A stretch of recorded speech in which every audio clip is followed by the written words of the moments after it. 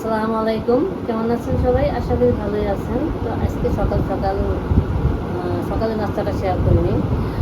সকালে পরোটা বানাইছিলাম আর ডিম ভাজি করেছিলাম।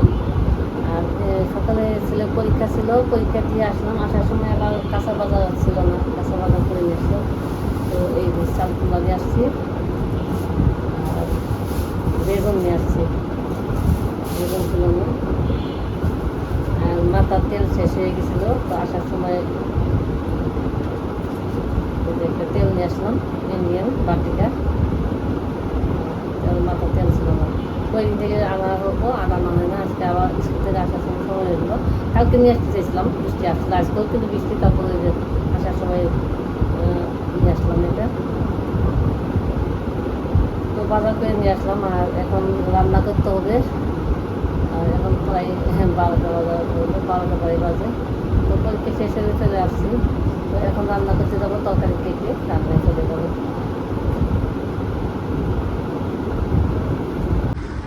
স্কুল থেকে আসার সাথে দেখেন আমাদের খুশি এসে বলেছে ভাতের জন্য, এসে ভাত চাচ্ছে, ভাত খাবে। বাইরে গেছিল, ময়লা করে আসছে, এদিকে ময়লা করে আসছে গাটা, খিদে লাগছে, ভাত খাইতেছে। খুশি এলো, দেখাও কেমনে করছো, মুখটা দেখাও, মুখকে তো ময়লা করছো, দেখাও, এদিকে দেখাও। মাম্মা আছি পচা, নিচে দেখাও, দেখো নিচে চলে গেছে। তো আজকে আমি কিন্তু গরুর মাংস দিয়ে আর চাল কুমড়া দিয়ে রান্না করে নিচ্ছি। আর এটা কিন্তু আমি একটু মানে আমাদের দেশের পিটেলি রান্না করে এইভাবে আমি রান্না করবো, চাউলের গুঁড়া দিয়ে পিটেলি দিয়ে আবার বাগার দিয়ে দেবো। তো এই যে মাংসটা কষায় কিন্তু আমাদের চাল কুমড়াটা দিয়ে দিয়েছি। তো আমার তরকারিটা এখন শুধু বাগার দিয়ে দেবো, তরকারি হয়ে গেছে।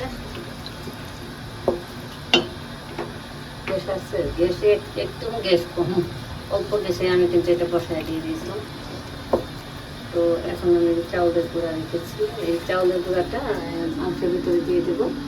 আর এই পেঁয়াজ রসুন দিয়ে বাগারটা দিয়ে দেবো, পাঁচফোড়ন দিয়ে বাগার দেবো।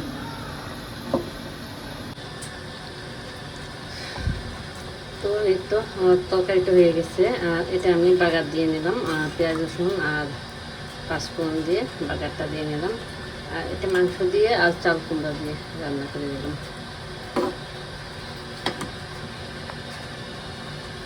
তো দুপুরে আজকে শুধু তরকারি রান্না করে দিলাম আর ভাত রান্না করে দিলাম, আর একটা ভর্তা বানিয়ে নেবো, বেগুন ভর্তা বানিয়ে নেবো।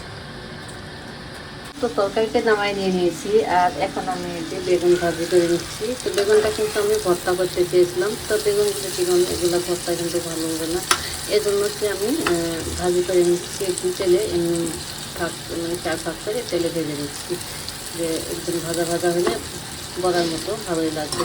তো এই যে ভেজে নিচ্ছি তেলে।